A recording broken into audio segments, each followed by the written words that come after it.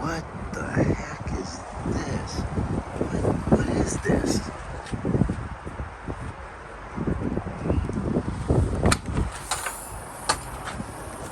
Is this even an RV?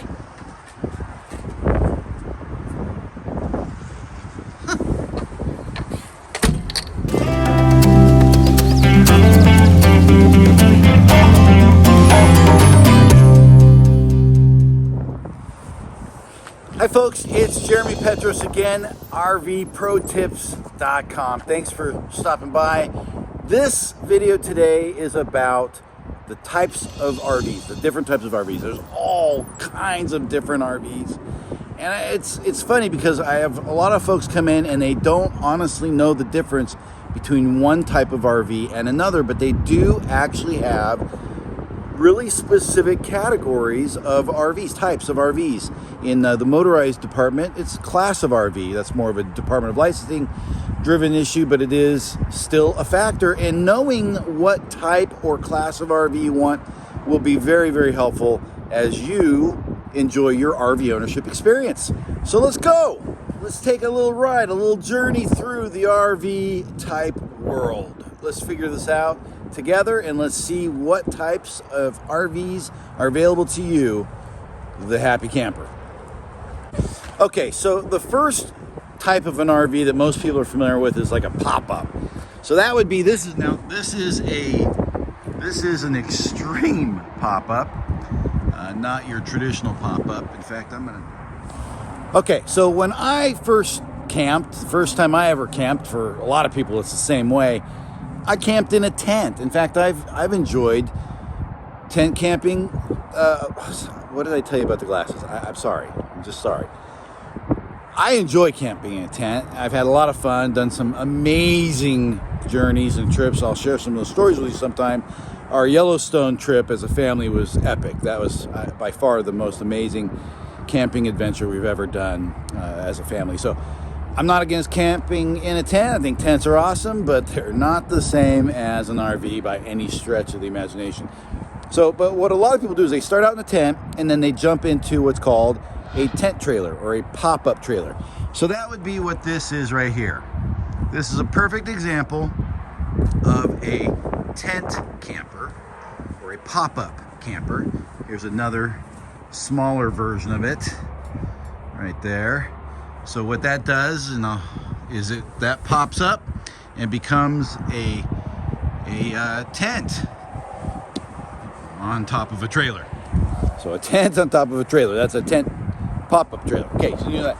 This right here, the Opus, is a super extreme Overland version of a pop-up trailer with an amazing suspension, as you can see right here. That right there is independent coil suspension. Look at that. Just look at how incredibly robust that is. There, and then the hitch. You'll notice right here this hitch. This is a multi-articulating hitch. So that's the extreme version. This is your more traditional version right here of the hitch. But either way, both of these units that you see here are pop-up tent trailers with soft sides. They also do these tent trailers where they're smooth-sided, fiberglass-sided trailer, and then the ends pop out. Like one of the ends will pop out, or the other end, I'll find a picture, show you what that looks like. So that's another version of a pop-up or tent trailer. And then, of course, as I said, you've got your teardrops. I'm going to show you some better examples of the teardrop here in a moment. I'll show you here real quick. Let me just show you what these look like when they're popped up. So this is a hybrid. This is a hybrid of a hard-sided or smooth-sided travel trailer with a soft-sided pop out or pop up. So another example would be right here, the Cricket by Taxa, the Mantis by Tax Outdoors. And this is a full-blown pop-up. Now this again is a very high-end pop-up trailer, but this is what it looks like when it's collapsed. So that's all completely collapsed. And then this right here is what it looks like when it's fully inflated and expanded. See here, this opens up, it normally lays flat, and then you have your trailer section. Okay, and you'll find that these do have quite a bit of room inside once you get them all blown up and inflated. And some of this has an air system that actually inflates. So one of the things that's really cool about this Opus off-road, this is Overland all day long. You can go anywhere, literally anywhere. Hook it up to your Jeep, pull it over any terrain. These have an air inflation system, so whereas these guys are just on air shocks and they just open up and just expand, there's no air involved. The Opus actually uses a compressor and inflates ribs that open the entire tent structure up. So it has essentially an air frame to hold it in its open position. It's very cool, very innovative. Like I said, a very high-end travel trailer. Here's a blast from the past. This is an old school, traditional pop-up tent trailer. Look at that old baby there. That's, I don't even know what year that is, but that's been around a long time. So this is about the smallest teardrop you're gonna find on the market. So as you look inside here, really pretty much just a bed, an AC unit, tiny bit of storage.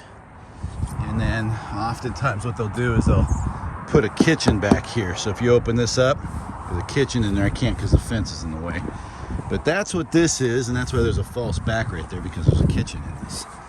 So the kitchen is outdoors.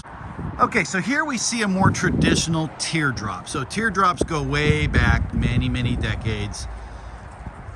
Brings a lot of memories to folks. Teardrop trailer has a unique teardrop look, like you see with this Bushwhacker. Another good example would be this Mini-Max. So now this is a cheap, inexpensive, relatively speaking, cheap and inexpensive teardrop. Very low on the weight scale. You know, this one here probably in that 3,500 pound range max after, you know, and that's gross. I'd say it's probably 2,800 pounds dry, but that's a dry. And then the Mini-Max is an example if you want a really good quality one. So this is budget, if you need something cheap and inexpensive. But if quality is your number one requirement and you still need a lighter teardrop style of travel trailer, then it'd be the Mini-Max. The Little Guy by Extreme Outdoors is a great build, tremendous quality and construction. And then again, you can go see here's a Bushwhacker. That's actually a bunkhouse unit. Again, sub 5,000 pounds, sleeps at least 4.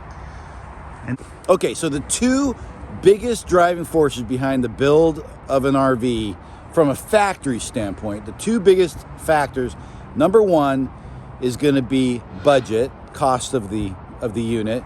Number two is going to be weight, because that directly affects tow vehicle, which is going to directly affect your market. So two things in the market drive the sale of an RV better, more than anything else. Now that is, again, the budget above everything. Number two is what can tow it.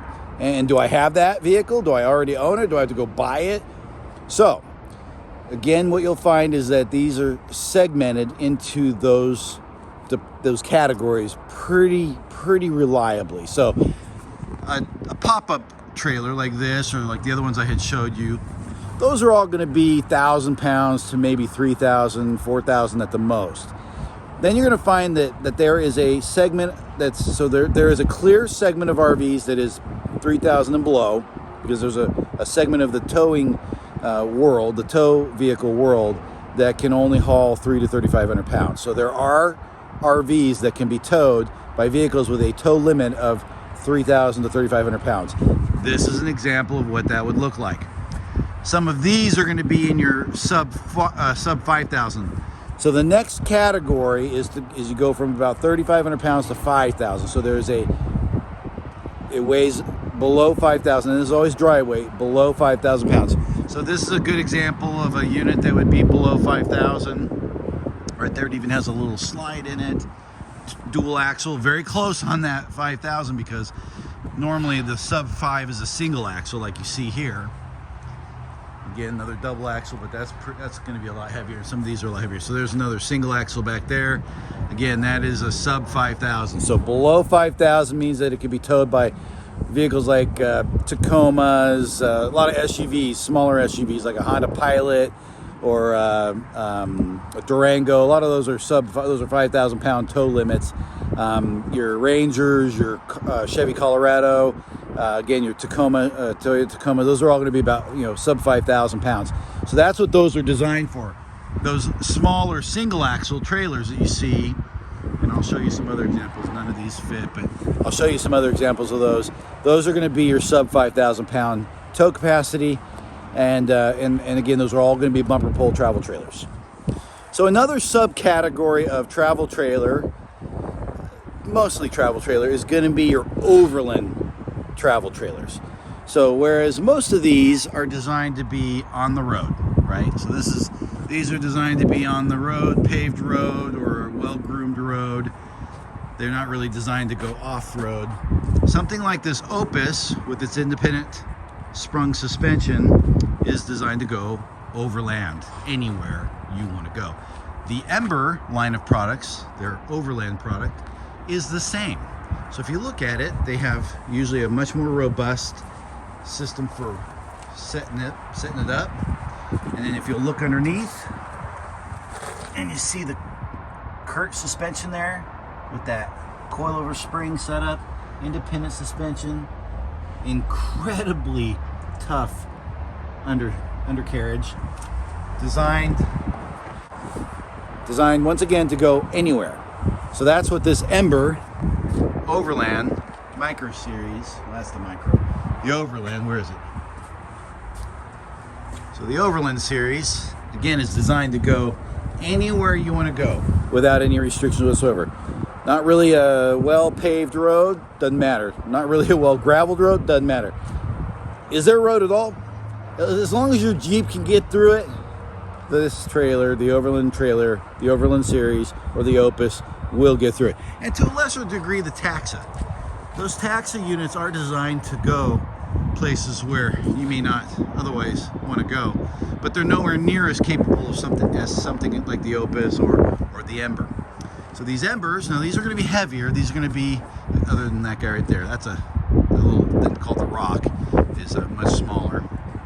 But these Embers here are a single axle, so they're sub 5,000 pounds, but these are heavier because they're made of all synthetic material, and they are designed to go anywhere. So their frame, you see here, and where the axles, the independent suspension is mounted, is very, very, very tough and a lot heavier.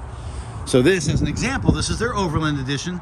This is their Touring edition, and you can see down below by the configuration of the wheels in relation to the travel trailer that they're not. This one here is not designed to go as many places. So you have your independent suspension like you see there versus a more traditional axle. Now, one of the things that's really cool about this Ember Touring Edition is that they use a torsion axle. So the torsion axle doesn't use a leaf spring. Your traditional RV travel trailer is going to use a leaf spring. So let me show you what that looks like. So this is a leaf spring. All right. Your more traditional travel trailer right there, the leaf springs, as you can see right there, leaf springs. So those are what you would normally find, and the reason for that is because they're cheaper. They don't cost as much. The torsion axle rides similar to an independent suspension and is way smoother, but also a lot more expensive. So that's what that looks like right there. And you can see it's a torsion axle where the axle goes through from side to side, and then it's offset to the center of the hub. I guess that's how I can explain it. So that's a torsion axle. Again, a much higher end axle, way more expensive, rides a lot better, much smoother. So I'm really gonna have to go into a lot more detail about these different types of RVs in a different video. I'm just going over the surface on this. So please understand that I know there's a lot more information I could share about the different axles, different types of construction, far more specific attributes, whereas certain RVs have been built for very specific purposes. So I'm not going to get into that much detail right now because I'm just trying to cover the surface on this, just the overall view, the 30,000 foot view of the different types of RVs. So now we're in the travel trailers that are in the 5,000 and above category. Okay, this is your bumper pull, so they hook up to a bumper hitch right here, like you see, bumper pull. Now this is where the budget really drives the situation. It's important everywhere, as you've heard me say time and time again, but this is where it is critically important because of how dramatically different things can be for you as you consider various options. So what we have here, this is our entry-level Primetime Avenger. Okay, as you see here, Primetime Avenger, the Wildwood FSX, another entry-level. That's actually a sub 5,000, but here we have a 5,000 plus category, as are the rest of these. So what these represent here, and you can see by the textured side, corrugated side. So this right here, this is your first tip that this unit is made out of wood. So the frame, the structure itself is made out of wood. It's a wood frame, like a house. What that also means is it's gonna have hung insulation, the pink stuff like you have in your house, which is stapled or nailed into the walls. Over time, it has a tendency to settle. So again, these are less expensive by a large margin because they are cheaper to build, and as a result, they don't necessarily last quite as long. But they make an excellent entry-level RV, and they are really wonderful for folks who want to try owning an RV but don't want to go all in on a really big purchase. This is a very safe way to dip your toe in the RV world, so to speak, or the RV pool, so to speak. So that's what you're looking at here. So these are bumper pulls, or also known as a travel trailer, and this is what we in the industry call a stick and tin, or that's really aluminum. It's not tin anymore, but wood structure, aluminum siding. And then you jump from there. From there, you jump up into something like an Imagine. So this Imagine here has smooth sides. So as you can see here, this is all fiberglass, and the frame on this is aluminum. So these units right here, this is made out of aluminum. The frame is aluminum, and then it's wrapped in fiberglass. And then the insulation is dense foam, like you would see in a packaging material or around your TV when you buy it.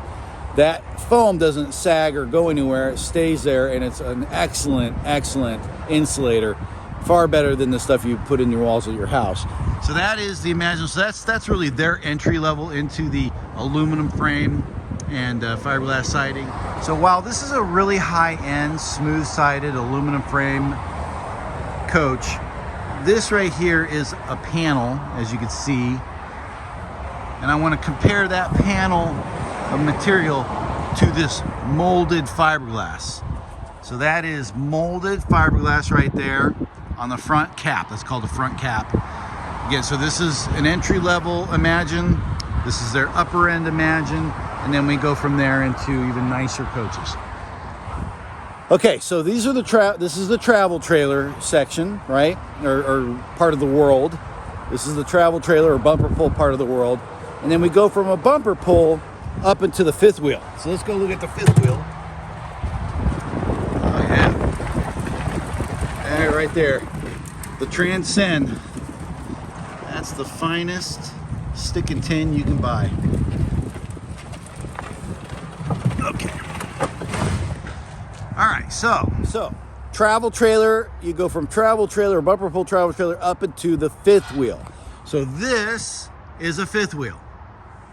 And that happens to be a fifth wheel designed to be towed by a half ton.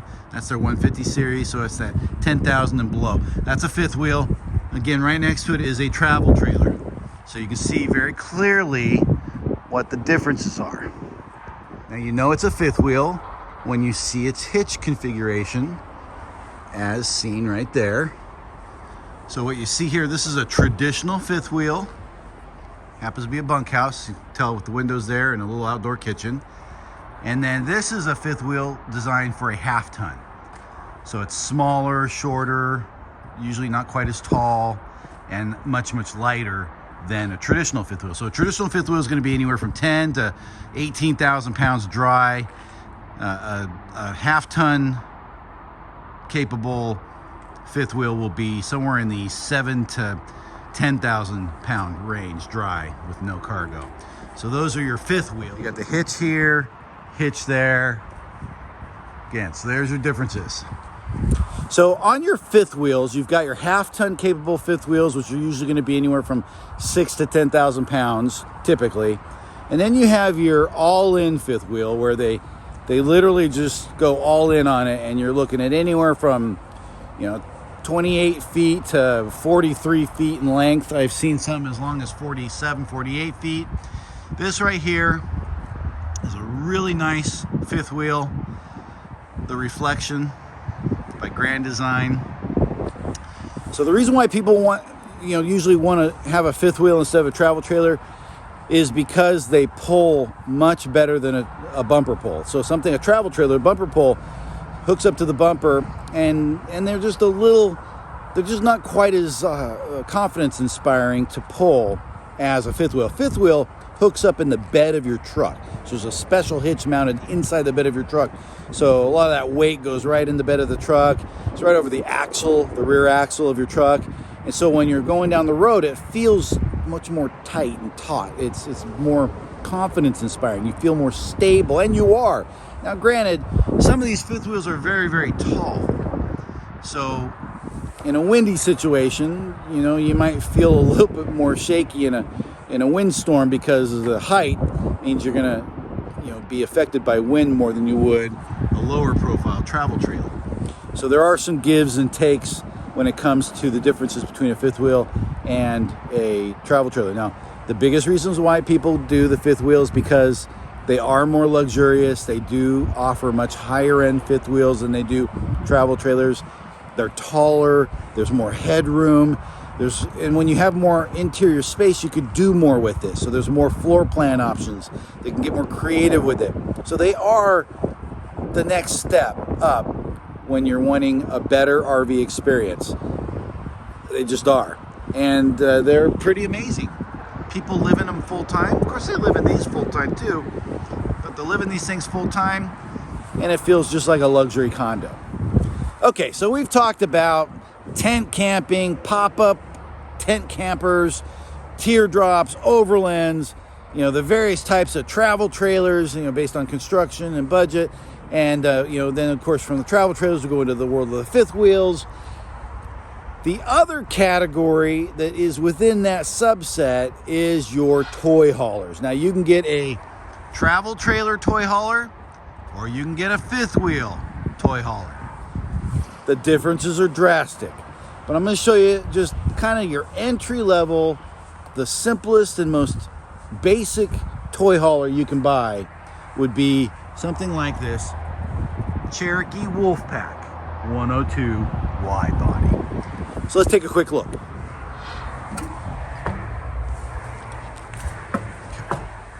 All right, so here is your garage. As you can see right there, the tie downs. That door opens out, and in this particular case it has some fencing, so that door is either a ramp or a back deck, kind of like a patio or a balcony of sorts. It gets hung or suspended by these cables that you see here. These cables hold that in place when it's not being used as a ramp. And over here you have these couches, which are folded up out of the way, but they become a couch. I'm sure I'll have something over here that has one open. And then you have a bed, a very large queen size bed. It actually looks more like a king size bed that comes down. So that bed comes down. These are couches or a bed, another couch or a bed. But when they're not needed for that, they go away, they get stowed away, and then you can bring in your four-wheeler or your motorcycles or your dirt bikes. So this area here, this is the garage. Over here is the beginning of your living space. Now, because it's a travel trailer and it's designed to be shorter and smaller and lighter, they maximize the garage by marrying it with the kitchen. So this probably wouldn't work for a large side. In fact, not probably. This definitely would not work for a large side-by-side. Forget it. But it will work for dirt bikes, for a Harley, maybe 2. Certainly for a quad, maybe 2.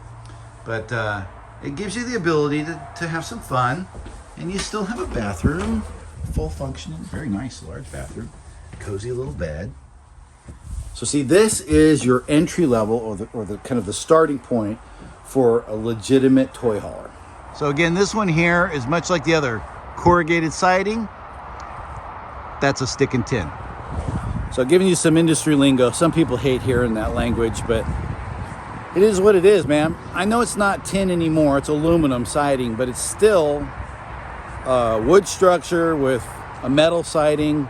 There's seams. I'll get into that into a different video.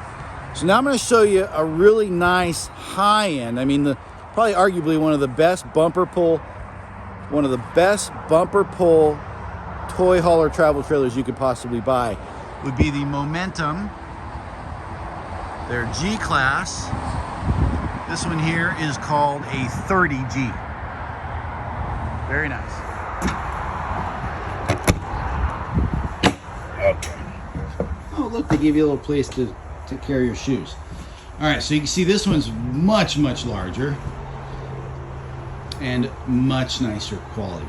So here we have the couches that turn into a bed. They also motorize up and out of the way.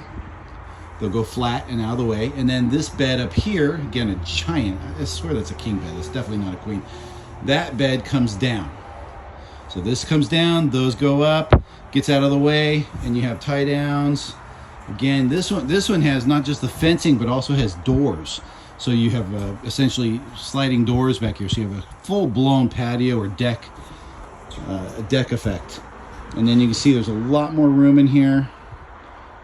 This one here could fit a side-by-side, no problem at all.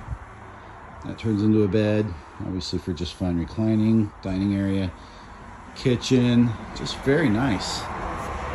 And then this happens to have a bed out the side. This is a king bed, so that's very nice. Bathroom, bunch of storage over there. Very nice. So like I said, this is a very high-end, extremely nice bumper pull travel trailer toy hauler. So it's a travel trailer toy hauler that will handle pretty much most anything you'd have to haul around. They do make them a little bit bigger, but this one here is a really good size. Okay, so we jump from a bumper pull, we bump up from a bumper pull to a fifth wheel. So this is the fifth wheel toy hauler by Momentum, or I'm sorry, a Momentum by Grand Design, technically speaking. And this is a very, very nice, incredibly high-end toy hauler. As you can see here, it has full body paint and is plush. So this happens to have a super sofa. It can also come with theater seats and a dinette over there, or it's a freestanding table and chairs. But you've got this giant island here, huge fridge, 4-burner cooktop, giant stove, giant microwave oven, huge TV, lots and lots and lots of storage. Beautiful. And then the bedroom is up here. Wonderful little bathroom, king size bed. Just look how plush this is. Wonderful. Look at all the storage, closet.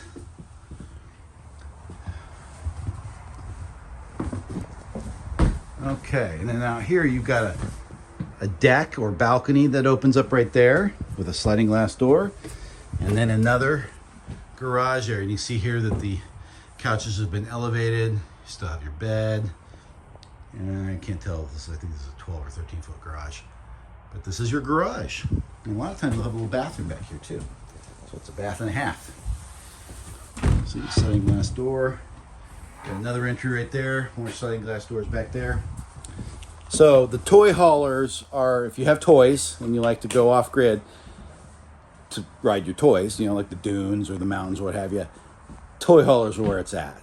Another benefit to toy haulers is most toy haulers come with a generator. They all have options of having a generator because, again, you're usually off grid in a lot of cases. That's where you have to go to ride your toys. So you've got your generator, and they all have a fuel station. So literally, a lot of times, a 40, 50, 60 gallon fuel tank. And that fuel tank is used to fuel your toys. So that is the world of toy haulers. Very near and dear to my heart. Okay, so made extremely popular by the social media craze known as van life, we enter into the motorized version of RVs known as Class B. So this right here, my friends, is a Class B RV. This happens to be a rear-wheel drive diesel on a Mercedes Sprinter chassis. And in this particular case, this is an extremely high-end, incredibly well-built unit by the company known as Gretsch. Gretsch was famous first for their, not for their RVs, but for building high-end limousines, commercial limousines, private limousines. But then they jumped into the RV market, and this Strata Ion is breathtaking. I'll do a video just on this coach at some point, but this is the Class B. So again, this is rear-wheel drive, diesel, Mercedes Sprinter chassis, and then we're going to jump up into a shorter wheelbase. That happens to be a long wheelbase, high roof. This is a high roof, short, standard, or what we call standard wheelbase, but it's all-wheel drive. Also diesel on the Mercedes Sprinter chassis. This one here happens to be made by Thor, I believe. Sanctuary, very nice unit. Made to go anywhere, off-road. So that is an all-wheel drive Class B. And these are all Class Bs. So the Class B, the van life, very, very popular. You can also do it on a Dodge chassis, which will be a front-wheel drive. They also do it on the Ford Transit chassis. It'll either be front-wheel drive or four-wheel drive. So from there, we jump to the B+. Okay, so this is what some consider to be a B+ or a wide body B. So it's not your standard traditional Class C, which I'll show you next. But this right here is more of a wide body on a lighter duty chassis, the Transit 350 HD. This one happens to be all-wheel drive.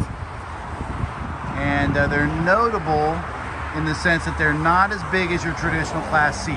So this is considered technically a B+. Now the reason why I hesitate on that is because a real wide body or B+ made, say, by Pleasureway or Leisure Vans is not going to have a slide. There wouldn't be a slide in it. But that doesn't necessarily disqualify it as being a B+. It's more about the chassis, its cargo capacity and towing capacity and that sort of thing that ranks it as a B+. But that is definitely, certainly according to the factory website, a B+. And then right next to it, that's a Class A. Class A. All right, so here we have, with it slides in, a good, really well-built Class C. So that is a E450 chassis with the new Ford V8 motor. Tow capacity is usually around 7,000 or 8,000 pounds. Can usually handle, anywhere from 2,000 to 3,000 pounds of cargo. It's got a nice slide on this side. Usually only 1 or 2 slides, sometimes 3 at the most, but no, nothing over there. But that is a Class C. Super notable by the giant overhang on the front there, which is always, in most cases, a bed. Not always 100% of the time, but a lot of times that's a bed. Very nice unit. Here's another smaller example of that with the slide out. Class C, as you can see here. It's what we call a super slide. The whole wall comes out. I would call that a B+, even though it has a slide. So again, E450, big old bed, better towing capacity. That is your traditional Class C. Very nice. So you've got your B plus or wide body B. Then you jump up into your C, your Class C, like I just showed you. And then you have what's called a C plus or a Super C. We like to call it a Super C. So a Super C would be like this Jayco Seneca. A Super C is going to be much, much larger. It's also built on a much more robust chassis. So in this case, it's a C55 with a Duramax diesel front end here. Now this particular unit tows about 8,000 pounds because it's older. This is like a 2008 or something like that, but it's an older unit. It's very, very large, as you can see. Most Super C coaches will tow at least 10,000 pounds. In fact, there are some that will do north of 18,000, up to 20,000 pounds. This one's an older one, so it doesn't have quite enough horsepower and torque. In this case, diesel being torque is the biggest issue. So because of how large the house is, they limited the hitch to 8,000 pounds. But like I said, a Super C. Now, why would somebody do a Super C? Well, for one, because you get a lot more room inside the coach. Hello. So it's not just that, but the biggest reason why somebody does a Super C is because they usually want to tow a pretty substantial trailer. A lot of times, a toy hauler, not necessarily a toy hauler that you live in, but a toy hauler that's just nothing but toys. No living space, just toys. All right, so here we have an entry level, kind of, Class A. This is a gas coach. So it doesn't have full body paint. This is just fiberglass with stickers. But it is a high-end builder. Integra is one of the best motorized RV builders out there. This one here is smaller, probably just under 30 foot. But you can tell when it's a Class A by the very large flat front with the huge windshield. The engine's up in here on the front engine, the gassers. The gassers always have the engine up here. That's a V8 from Ford, so Ford gives them the chassis, and then they put the house on it. So that's how you know it's a Class A. The Class C will usually, or B plus, will have this type of front end, and then a Class A will have the flat front end with the large windshield. One of the biggest draws to a Class A is that when you're driving a Class A, well, I'll just show you. Okay, so one of the biggest draws to driving or owning or choosing a Class A is because when you are going over the road, you're driving to your destination, and let's face it, the getting there is part of the journey is part of the adventure. The journey is a substantial part of the adventure. So when you're in a Class A, this is your view. I mean, it's massive. So it's like you're in a big fishbowl and you just see everything. Okay? So let's compare that with a Class C. So in a Class C, oh boy. This is very cozy. So in a Class C, you still have, your traditional view, but you got that hanging over your head there. You got that thing hanging up over your head over there. Yeah. So it's just much smaller. I'm sure this video doesn't really do it justice, but it's just a much smaller, more cozy driving environment. So again, I'm in a traditional van type of a sitting as opposed to the giant wide open front seating area, the driver passenger area of a Class A. So the reason why somebody will typically choose a Class A is because they want that, well, there's more room in the coach itself and they want the view while enjoying the journey. Oh, nice. So what we have here is an old school Safari Trek Pathmaker. They do a pretty special rig. That's an all metal side, all aluminum side. In this case, it actually happens to be a really good thing. So that's old school right there. Actually, we just took this on trade. It's available. I'll do a separate video about that. That is old school Class A. Sometimes they have a diesel motor in the front, but it is always a front engine. Here is a really, really nice high-end Class A gas or fuel. It's gas fuel. It's in this case, it's the Ford V8 gas engine. You put the motor in the front. This is really high end. There's certain things that tell me that. One, the full body paint, I happen to know the Tiffin product line quite well. I've been to the factory, but this is a completely molded fiberglass front piece, full fiberglass roof, full molded fiberglass rear cap. Oh, that is another really nice high-end Class A gas engine motorhome.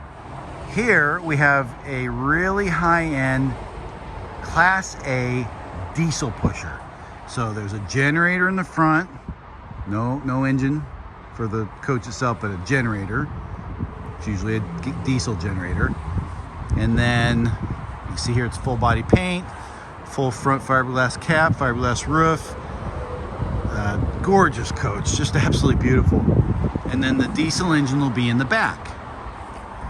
Most of the diesel engines are Cummins, just like you'd find in your truck, various tunes, some better, some worse. It's going to really depend on which type of coach you have and what the factory spec'd out to have built for them by Cummins. Some of them are also Caterpillar. You'll occasionally see an International, but by far and large, the majority are Cummins. Okay, so we've covered the whole gambit. We've talked about everything from the pop-up trailers to the teardrops to the Overlands to the travel trailers to the fifth wheels, right up into the toy haulers. Then you got your motorized. You got your Class B, your Class B plus. You've got your C plus or Super C. You've got your Class A gas power. You got your Class A diesel pushers. You could pay anywhere from $10,000 to $15,000 to $1 million plus for your next RV. Look, I hope this has been helpful. All I want to do is make an impact on your life, a positive, friendly, helpful impact on your life. If you like this video, want more content like this, then please hit that like button, smash the like button, drop a comment down below. Let me know what kind of information you would like from the inside, from behind the curtain. What would you like me to share with you about the RV industry that you can't get somewhere else? Let me know what that is, and then hit the subscribe button, ding the bell right next to it so that you know when I upload content. I'm looking forward to seeing you next time. Thanks so much for coming by and visiting my channel.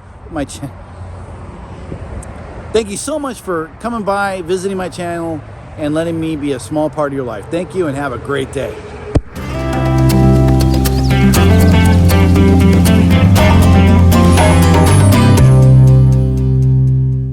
That is a really tiny little door. It's just a tiny little door. What? Oh! Okay. So you can get a toy hauler as a travel trailer toy hauler. You can get a bumper pole, travel trailer. You can get reset